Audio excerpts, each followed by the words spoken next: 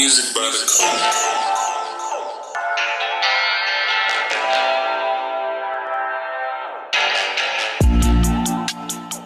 Hello, and welcome to Yes, That's My Kid podcast. I'm Asia, he's Anthony, and behind the scenes, we have our producer, Jacob.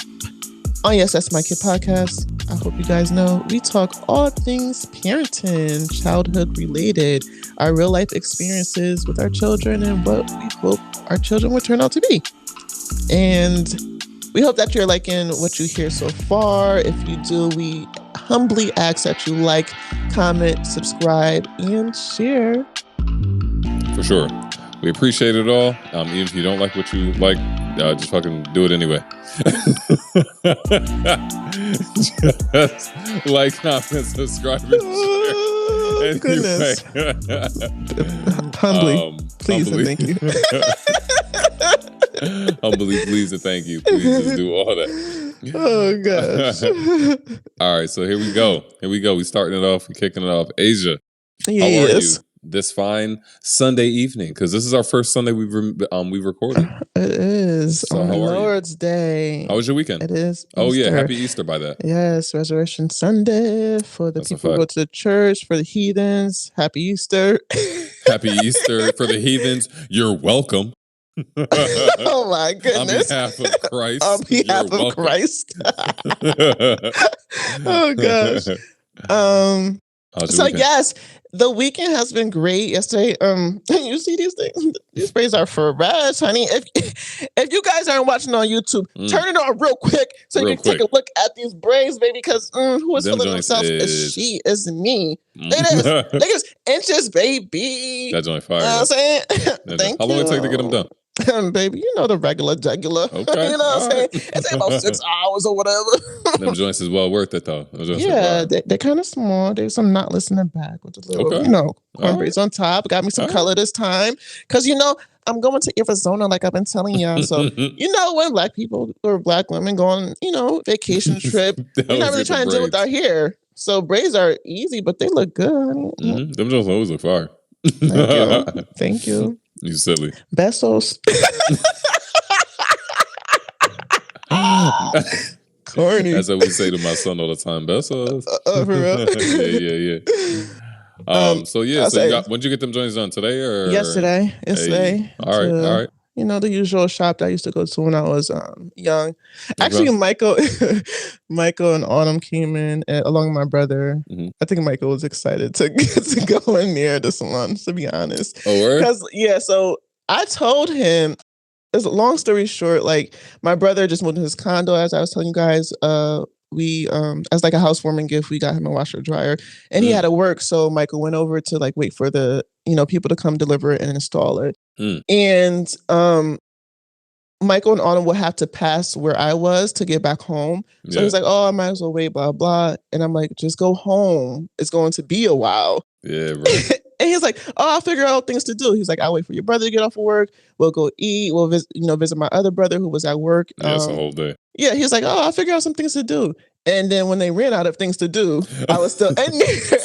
Right. And I was asking the lady who's doing my hair, I was like, "How long is it going to take?" And she's like, I still got to do this. I was like, "I know, but my husband's asking." Mm-hmm. So I told him, and then he was like, "Okay, well, I'm outside in the parking lot. Like, we'll just come in and say hi." It's like, "That's fine." So he came in. I don't know. He looked really excited. Like, he just It was looked like something he different. knew. It was different, but also like he feels like he's above the rest of his class because Okay. he knows Yeah. a little bit of something. It's been some years, for so sure. he felt like he knew some things. So I think he was kind of like, okay, so this is where it happens. That was funny, yo. Yeah. No, that's fire though. But it's funny. But yeah, that happened. I don't know. After that, we went back to my brother's. It was a long day, but So look, real quick, does your salon, like, do you make an appointment, then you go in, then you wait for 2 hours anyway after your appointment time? Nah, Or do I'm they saying start you right at that salon, point? but it's the African hair braiding shop. You can still say Yeah. salon. I just differentiate it at that moment because some people may think that hair salon is just the curl, wash and blow, dry, Okay. all that stuff. Yeah. But at the African spot, it can't happen where you come in and they're like, "No, we got someone for you. We got someone for you," and you're waiting for like a half an hour. But I called literally an hour before. I asked her if, you're good for this time, 2:00. Yeah. And she's like, yeah, we'll have someone. And the owner actually, she took me as soon as I went in. Yeah. So yeah, the Amy used to issue go was to, that, the issue, she took me right away. The issue was that, she had to pray. She had to eat. People was coming in, talking to her, giving her money. The boosters come in. You guys know the boosters come in. They sell you everything, clothes, DVD? Everything. This DVD all, that ain't come out yet. I did not know they sell food too. This man came in with oxtails. Yeah, they come in with it. Yeah, oxtails, turkey, cheese, everything. I was like, dang, I might get something. I got me some shea butter though for the low. Hey, it's like a walking flea market. You got everything. Yeah, no, they be fire. When I was going to the barbershop back in Connecticut prior to COVID, the hustle man used to come in doing everything. Mm-hmm. I remember one time my barber freaked out on him because he told him he paid him to clean his rims. He used Windex and clean his joints and some regular Lysol. Oh, snap! Barber went off. But why they got some special rim cleaner? You don't use Lysol like disinfectant. I mean, I don't wash rims, so I would just go to car wash. That's a no-no. Yeah, but they do have specific rim cleaner. Okay. But I asked about the hair thing because Amy used to go to these like a Dominican group. Yeah. Who used to Dominican salon. Mm-hmm. And they used to be like, "Bet, yeah, come in, we got you." Da da da. It'd be a 2-hour wait before they even get to her. And then my sisters, in, mommy. Yeah, for sure. Mm-hmm. And then my sisters, and they was going to the African spot back when they was in Connecticut. Same thing. Mm-hmm. It was literally like an all-day event. Yeah, they typically do that. On time. Yeah, they're like, "Oh, she's on her way. She's on her way." And it's like, "Come on, like I'm already gonna be here all day. Just help me out." No, she's on her way. But you already know what going in, so you were already prepared for it. Yeah, I was prepared. I don't think he was prepared. Literally, I got in the car, and he was like, "Oh, we've been doing this. We've been like," they were listening to the Kanto soundtrack. I think when I came in, like it's like, "Oh, I'm just drinking away," like her water. Yeah, and he was like, "I didn't even know what to do." That he had a couple of beers. I was like, "Okay." I was like, "I told you." I was like, "I don't even feel bad because I told you to go home. I would figure it out. Go home." Yeah. You better make a whole day of something else. But be prepared not to see you. Yeah. That's what's up though. That's a cool, dope cultural experience on his behalf that he got to check out. Yeah. Yeah. I agree. Are you ever planning on getting your daughters hair braided? Yeah, eventually. Okay. I think I can braid, so I would probably just do it. Mm-hmm. Not saying that they are incapable. I'm sure they are. Just her hair is finer and it's a different texture, so I don't want them. But I at least want to get her prepared before she ever goes there by herself. Like for sure. Let me work on it so hopefully you're not tender-headed and all this. Mm-hmm. Oh my gosh, sorry. This lady in there was bugging, bro. She was like, it hurt.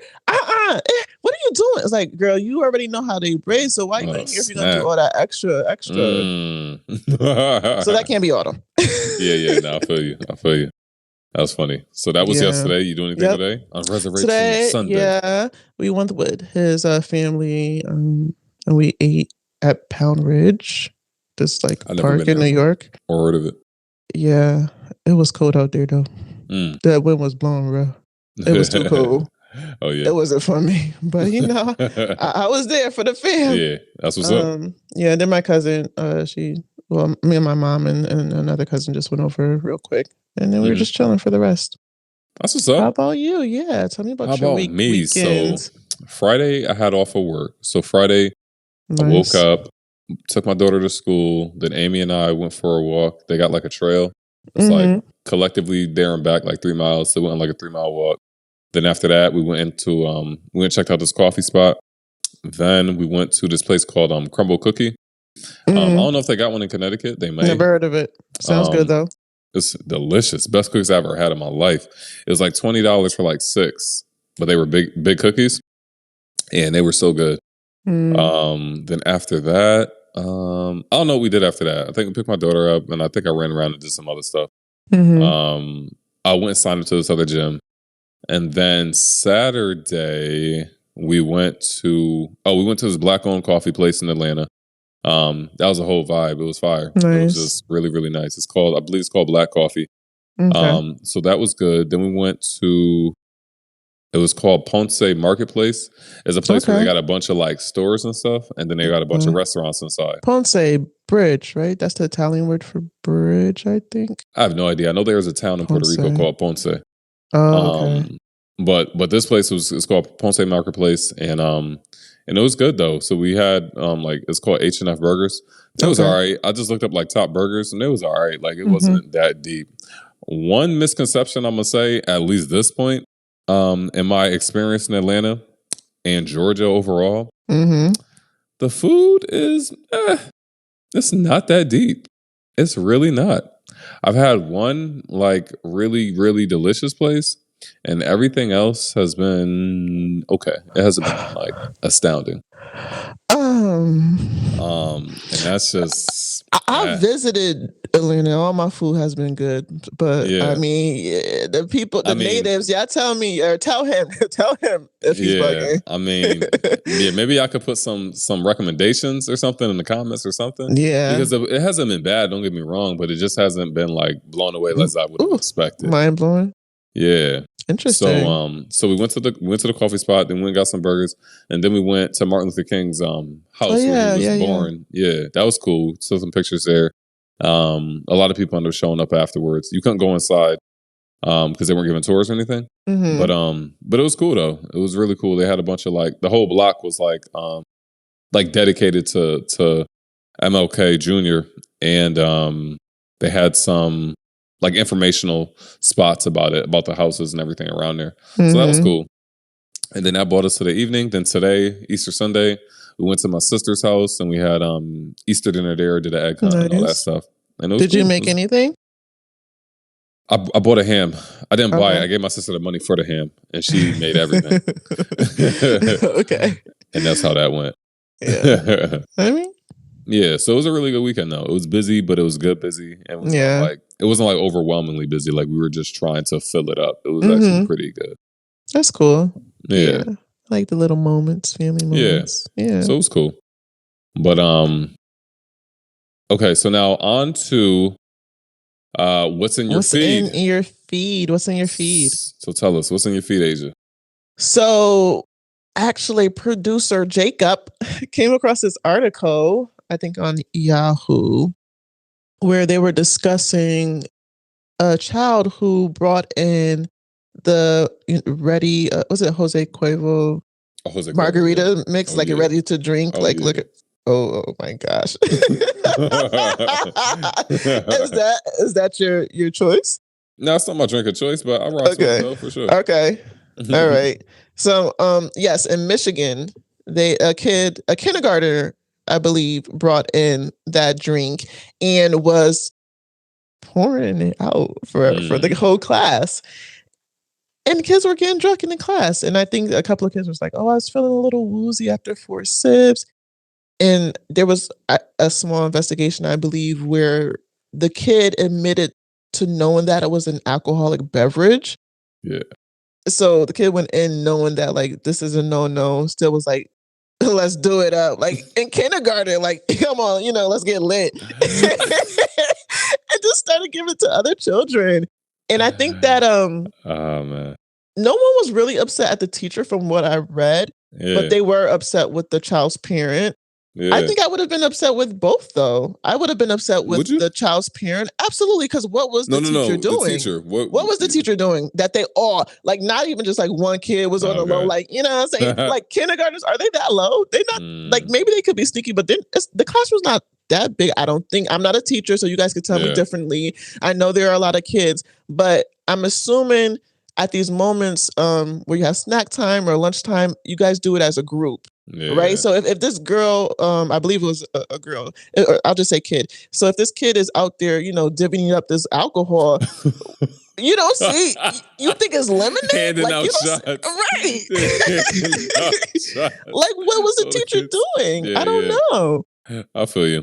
I get it. I think that kind of goes back into our last week's topic about like what you perceive the parents to look like or be like. Because that's tough. Like I would imagine just from the kid bringing the alcohol in and then divvying it up against his homies and stuff like that. I don't know how that process actually went, but I would picture the parent to be a specific type of way. An alcoholic? For the child to know that it was alcohol and not even call it, at least from the article, it didn't seem like the kid was like, oh, it's mommy juice or daddy juice. You know how like sometimes parents say those things to be like, oh, don't drink it. Yeah. It's just for mommy or just for daddy. Like the kid just straight up knew it was alcohol. Yeah. Yeah, right. And what it does to you. Yeah. Like the kid went in with intentions of getting drunk. For sure. Facts. Or feeling woozy at least. Maybe they don't know they're getting drunk. So as an individual who partakes in the alcohol. You had it right the first time. Who partakes alcoholic endeavors. In the alcohol endeavors. I always tell my daughter that as big people drink. She doesn't know like the effects that it has on me or anything like that. Which has diminished over time. But because I'm just getting older. You know, it's just that's comes what with age. Is? Yeah, it comes with age and experience. Because it's a weekly, daily habit. Anyway, listen. Is it a daily habit? So I don't. She doesn't know that. That's what it does, right? So I would think like, all right. So this kid knows, obviously, in kindergarten. That's so young. They know. They know what this does. They're bringing it in. The fact that they were able to get it in their backpack and divvy it up amongst their friends. That means it's a fairly large bottle, right? Right. Like you gotta first of all, that is a big bottle. Now that I think about it, and you got to put that in your backpack. Like you're not hiding that. Like, so I'm like, what is the responsibility of the parent? Like, what are they? Are they just sending the kid on the school bus? Like, all right, I'm going to work, and then if that's what you got to do, that's what you got to do. You know what I'm saying? Depending on your situation. But wait, that kid is strong. Like, is that bottle like full and not heavy on this kid back going into school? That's what I'm saying. Like, someone should have seen this. Something. I feel you with that. I don't want to necessarily put it on the teachers necessarily because I have seen the amount of responsibility that goes into having 30 kids in the class. That's a lot. And even if 10 drink them, I mean, you still got 20 kids that you're trying to be accountable for. It's really a lot. And I got a new respect just from having to be a teacher of one during the pandemic. So I can't imagine having another 29 or something to that effect. I mean, absolutely. I'm not trying to say that, teachers don't have a huge, responsibility like to watch over so many children. For this story, we don't know how many children, like the ratio of teacher to students. Sure. But say that it is about 20 to 30 kids. That is a lot to look at, but someone at that school is also responsible. So the parents absolutely, I don't know, like I'm not saying don't drink, we do it, right? But put it in a place where your child cannot get it. Right. Number one. Number two, though, I'm assuming if the parent did not bring that kid to school, that kid got on the bus. Right. That kid made it to homeroom. I don't know how many different teachers this kid has, but maybe at least two. In kindergarten, you might have at least two different classes. Right. Like no one helped you take your book bag off. Again, I think that when these kids eat in classrooms, they eat in groups. Yeah. No, I feel you. Like, first of all, where did everybody get an open cup from? Do we just have plastic cups in schools? They made us pouring it in the mouth. But then again, they took the whole bottle out and they just, I don't know. Right, and then like that image. Come on, I just, I just can't. Like someone in that school had to see something. Yeah. No, I feel you. I feel like that would definitely be my response. Like if that happened and my daughter's like, yeah, I'm just woozy because I was angry. I would have been like, first thing I would have did was go to the school like, what's going on here?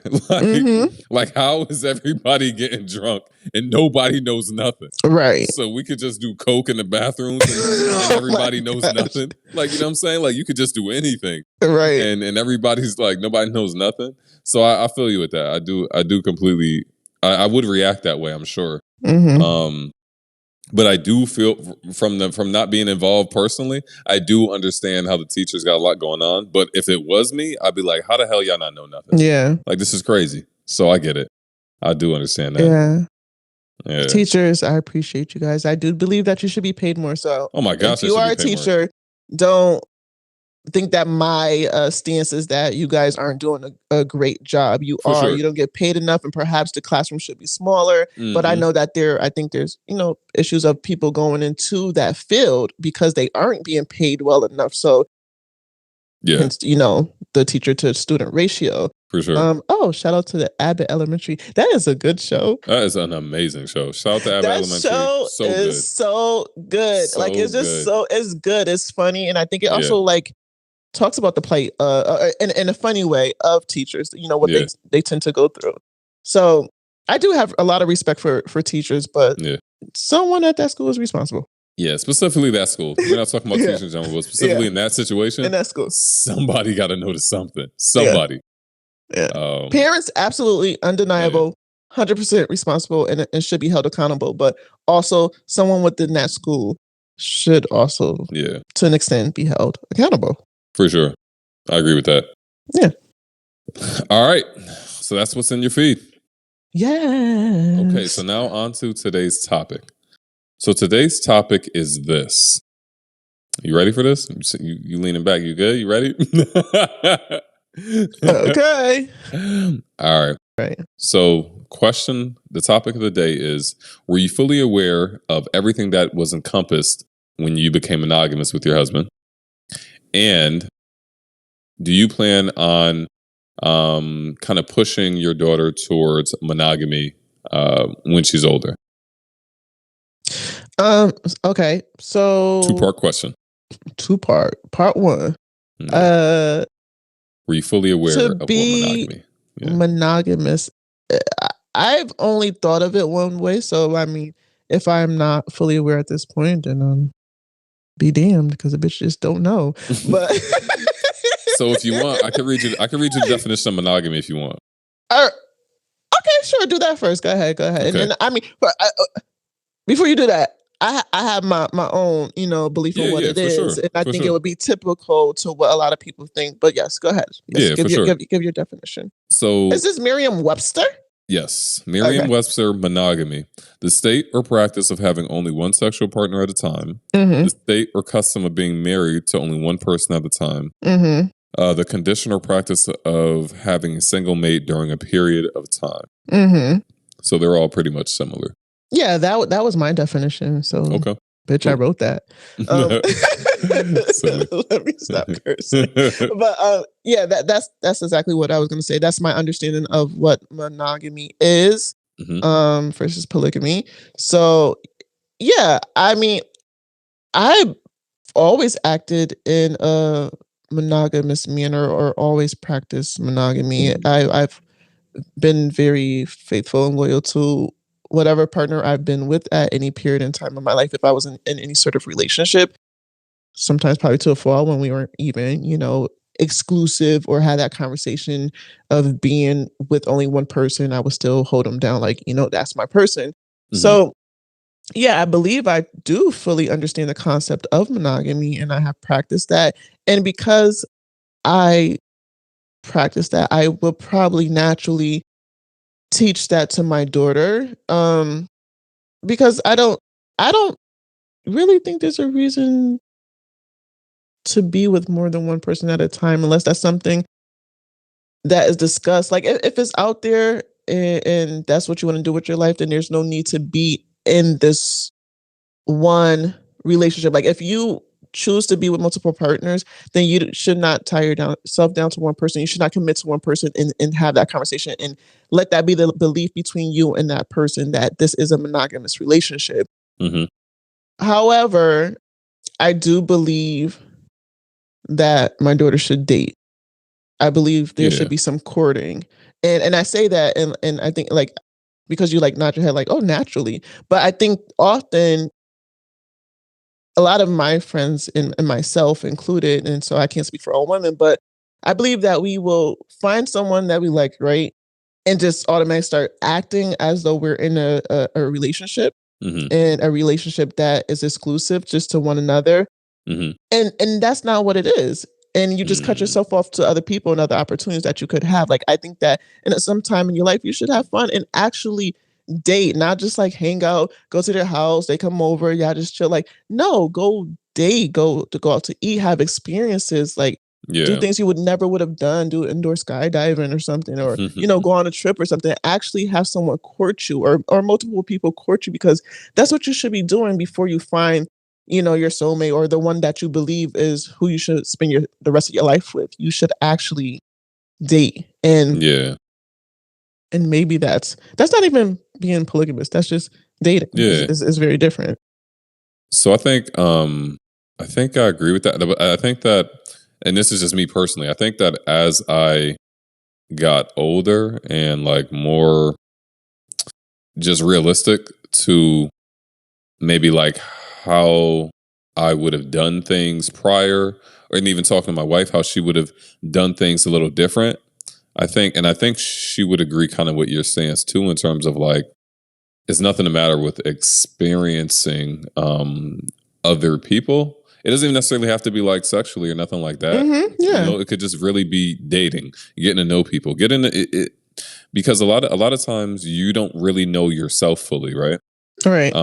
Especially at like a younger age, you don't necessarily know who you are. So other people bring different elements out of you, of who you are. So I think what you said is pretty on target generally. But going back to the original question, you think that you were fully aware of like what monogamy like fully entailed from a physical standpoint, from a mental standpoint, spiritual standpoint? I do. Okay. But it seems like perhaps maybe you should answer the question, because I think that maybe I'm not answering it fully. No, I think. Okay. Okay. No, I think you kind of are. Okay. I believe I have. It's always to, excuse me, to me, to be monogamous is to be one with another person, just only one other person, and aspects of it, like the relationship, sexually, mentally, physically, all just with one person, experiencing that with only one. Yeah. So I think the reason why I asked the second time was because I was like, okay, well, excuse me. Why guess I wasn't fully. Well, what did you think it was? No, so I thought monogamy exactly was what it was, what the definition states, right? Okay. But then I feel as though from a surface level, I understood that, means being with one person, But I also come to understand that what that truly means. Like when you're with one person, that means that's the one person you're always going to be with. So even from a physical standpoint, it could be from a sexual standpoint of, all right, one person has a drive that's like, I need it 2 times a day, every day. Then your partner is going to be the receiver of that. And so to a degree, you may have to discuss or talk or work to fulfill that person's need, because you are what they call the apple of the eye, to a degree, because you are the only person that they're going to be going to fulfill those physical needs. And or it can be reversed, right? It could be reversed in the sense of, okay, this person's sexual appetite is much lower, so now it's just a level of compromise. And I think that I think from my standpoint, I don't think that's something that's necessarily thought about in full detail necessarily. When we're discussing like monogamy, even from a mental or spiritual sense, now you're the person that this person is going to, like fully. All right, you said 2 things in there that I felt was a bit contradicting, and you could clear it up for me. So, on one hand, it seems like you're saying like your partner has needs, fulfill those needs, but then you also mentioned compromise. So what is your stance? So I think there has to be a level of compromise, right? Because for example, in the sexual standpoint, if you got somebody that wants it 2 times a day, every day, right? But then you have somebody whose sexual appetite is much less. I think I'm this is just me speaking. I don't know if that's necessarily I think there has to be discussion on that. So is it you have to do it 2 times a day, or your partner is going to look elsewhere? And this example that you put out, I don't think that necessarily, but that is one of the components of monogamy, is what I'm saying. It's not saying that I don't know what someone will do, but that is still one of the components of monogamy. The fact that is something that you got to deal with. You know what I'm saying? Right. that you're going to have to deal with your partner's sexual appetite. Yeah. When did you come to this realization? I don't know, later in life. What's later in life? Yesterday? No, probably honestly, like, because I just sit and think about things. Yeah. Because I feel like that's not something people necessarily think about and partner that up with monogamy. Okay. I don't know, maybe a few years ago, something like that. Okay. Because I don't know, I could be wrong, but I don't necessarily know or no, think. Perhaps you're not wrong. I think what may happen is that people know that's what it's supposed to be, but perhaps it does not hit them until they're actually in that situation. Yes. Like, I thought it was cool. I thought I can do this. And right. It's like, damn, I actually have to do this. It's actually just supposed to be this one person. 100%. And then the thing that also is a factor is that life happens, right? Of course. Yep. You have kids, your appetite changes, your time changes, your availability changes. And this is only talking about the physical standpoint, you know what I mean? The sexual component. It's just that, and so with that, what you may think at one point early in a relationship is not going to be the same thing later on after you have kids. You may be going to school, you may be having a lot of work, you may be doing any of these things. So what would you advise your children to do?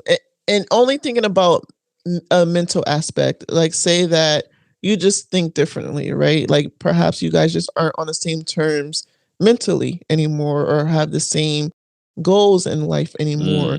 What would you advise your children to do? Do they stay and try to work it out, or like when's the end, if there is an end? Bruh. I don't even know, to be honest. I feel like I don't even know how to give like that advice. First thing automatically, what I would say is like therapy.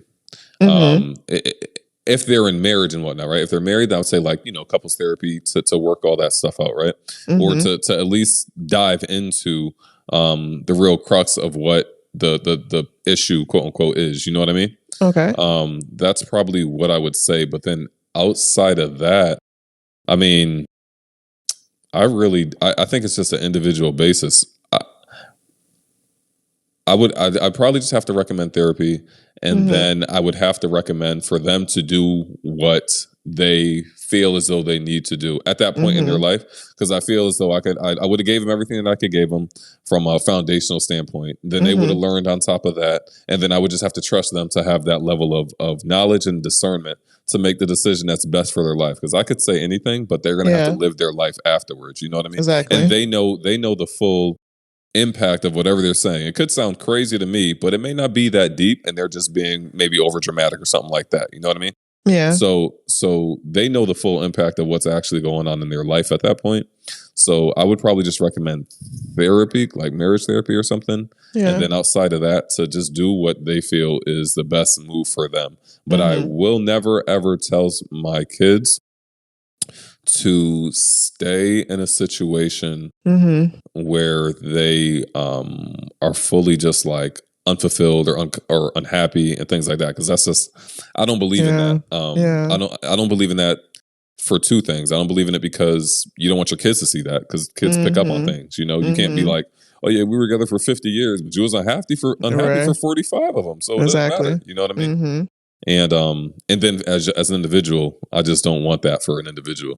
What about you? And putting that situation on you, what would you do? Yeah, I think I would basically follow the same steps, and I guess make it clear that, I'm going to be here no matter what, but also don't be afraid. And I think it's easier said than done, right? Like say that there's nothing left to give in this relationship, right? Say that is the outcome. Yeah.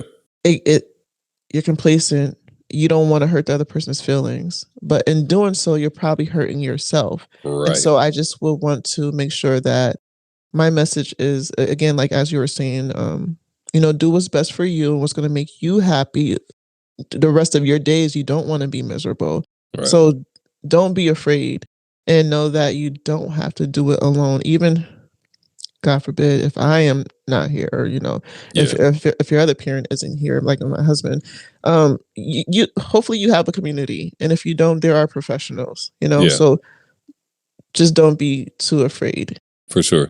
I think that's such a powerful statement and something that should be relayed to kids and people in general, right? As they become adults, like, excuse me, if they are going to have like a support system, I think it's so important to emphasize that, bro, you got a support system. Yeah. I think it's easy to forget when you get older. It is. And you become an adult. Like, actually, like, wow, if something happens, I actually do got some people who got me, you know? So another aspect that I don't think that I personally wasn't fully aware of when it came to monogamy was the fact that it was going to require me to have like uncomfortable revelations and uncomfortable conversations with myself. Like what?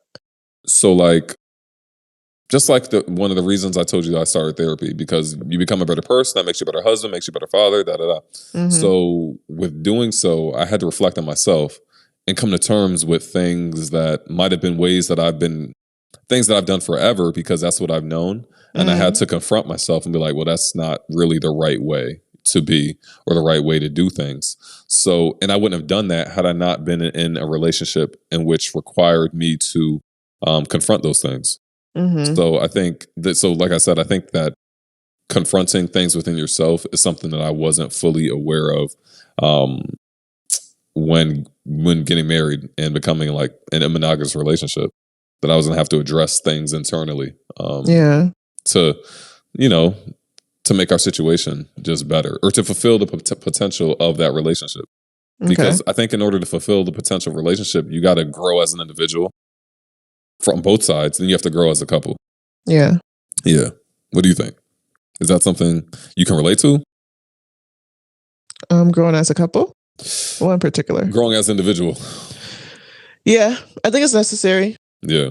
I think it's necessary because my belief is that if you aren't doing that, or even if you aren't being realistic with yourself, then these expectations that you sort of develop, you start placing on your partner, and they're not fulfilling. And you're just having conversations with yourself, right? And you're not doing anything about it. You're not really working on yourself, but you are expecting change. And I think naturally you expect that change to come from your partner instead of yourself if you're not actively working on yourself.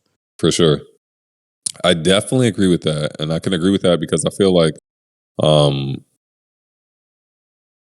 early in my relationship, and I think a lot of people will be able to relate, is like I had never lived with a woman aside from my mother, obviously, until I got married.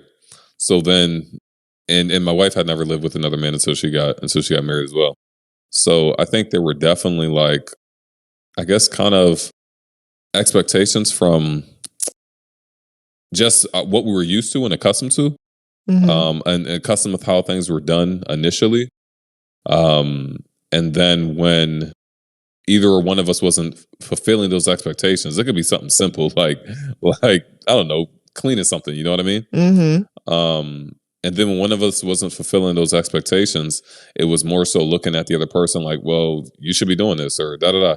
So to your point, in terms of working on yourself, I think that when working on yourself, in order to have you guys grow as a collective, you have to do that work initially. Yeah. On you as an individual, for sure.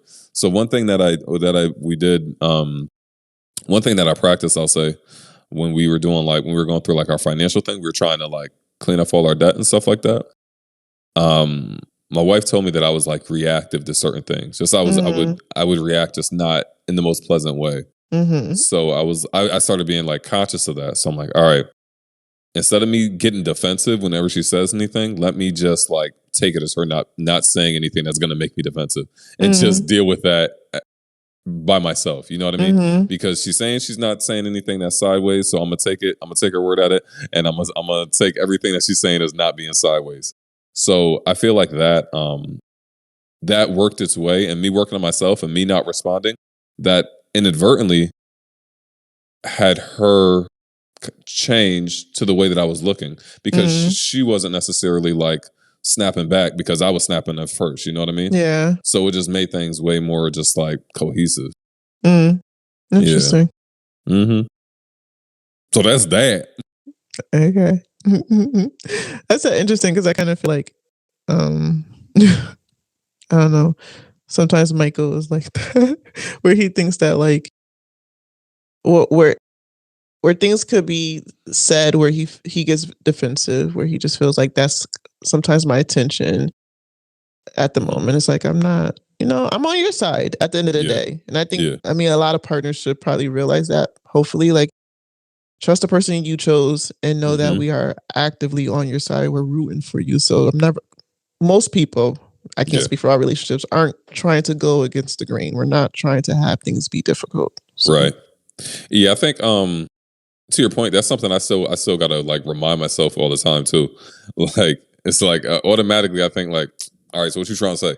You know what I'm saying? That's literally like the tone I get. Like, well, But you're on the same team, yeah, man. yeah, facts. That's a fact. So that is something I literally gotta like remind myself of every day because you'd be like, Anthony, I'm not even trying to say it like that. Right. I'm like, well, that's how I heard it.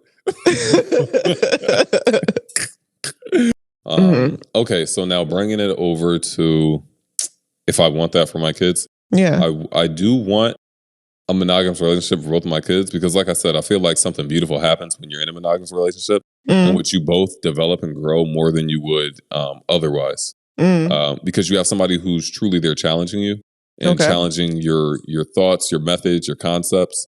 Do you believe Your that more than one understandings. person can do that? Sorry to cut you off. I do, but I think that when you're a monogamous relationship, because you are fully invested and fully like giving your all to that one person, I feel as though there's a higher potential and a higher like ceiling, quote unquote, Mm. that can be reached versus kind of spreading that around. I Spreading feel as yourself though, thin. yeah, because I feel like when you have somebody who's fully invested in you and you're fully invested in them versus having you maybe fully kind of invested in them, kind of as somebody else, somebody maybe a little invested in you. I feel as though you can't. It's hard to reach your full potential as an individual Mm. and collectively. Sometimes though I feel, and not to say that this is my belief, but what I've seen is that in many polygamous relationships, there's usually like one man and multiple women. So then at that point, you have multiple women investing in one man, and only one man probably not truly invested in all those women. He's just reaping the Yeah, benefits. right. So, Yeah, no, I actually never. Realistically, I never thought about like how polygamists live or like handle their day to day. Personally, I just feel like that's so much work. Like it's just Yeah. it's so much effort. I feel that way about people cheating. Oh my One of my gosh, bro. exes, boy, like the amount of work you put in to have multiple conversations Oh daily. my gosh. Why? God Why were you doing that? bruh? It is. Everybody do what they do, whatever. But god damn, it is. I feel like it would be so freaking much work. Like you got to remember your lies, right? You got to remember not to get them caught up. You got to not have you them just be in the same place. Have to oh remember my their names. gosh. Have your whole crew just be involved. Sometimes the mamas is like, Oh why my do y'all want to do gosh. this? Everybody? Like is it? I guess That's y'all a on the same fact. team for real. They on the same team. Yeah, yo. Like, bro, it's just so much work. It's so much work, and I feel like it's not. The cost benefit is not there. Like it's just not. Like you arguing with multiple people now That's because of stressful. multiple things. That's what I'm saying. Like it's just I don't see the cost benefit of having multiple. Yeah. I mean, I know people do different things for different reasons, whether they know better or whatever. But yeah, that's a lot. Yeah. So that's that. You got more you want to say? You got more you want to say? I don't really think so. Like ultimately, as I think we said multiple times, we will support our children, and their decisions as long as they're rational. Not saying, well, we're gonna hold you down if you become, the wrong type of person.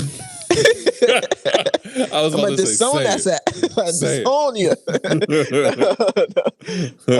But no, we'll be there again. Like you're saying about challenging one another. We'll be there to challenge our children, but also be there to support them. So, how you want to live your life? It is your life, and I think that we both wholeheartedly believe that and stand by that. Like you have to live your life, and hopefully be okay with us guiding you. Yeah. Even after when you become an adult. because you know you can make your own decisions. But hear us out. Hear us out. We live this life. You know, for sure. Fact. All right, so I agree with all that. Yeah. All right, so let's do this dad joke. Okie dokie. You ready for this? Yeah. Yeah, absolutely. All right, here we go. Yeah. So, why does Waldo wear a striped shirt? Waldo, red and white striped shirt. Blend in. Why does Waldo wear a striped shirt? Waldo strips. You said strips or stripes? Yeah. Did you hear me? Waldo strips. Waldo strips. Listen, it's not a dirty dad joke. Waldo wears, you know, in London, I believe, or the UK, they call him something else. I believe it starts with W, but it's not Waldo. It's another name. Oh snap! Yeah, I'll look it up after. Yeah. Somebody, maybe if you know, immediately put it in the comments. But it's definitely a different name. Okay. Waldo, why does he wear a striped shirt? Because solids are not it. I was just thinking of pool stripes versus solids. But, okay, that's not it. All right, that's not it. Do you have a guess, Jake? What's Jake thinking? Something about blending in. That's what I was thinking about. Not really. I wasn't really sure. That's what I was thinking of. Stripes blend stripes like blended cotton. I don't know. He doesn't want to be found, right? That's his whole thing. Mm-hmm. He is a lifeguard. They were red and white. No. That's not it. All right, go ahead. You give up? All right. I go. So why does Waldo wear a striped shirt? Because he doesn't want to be spotted.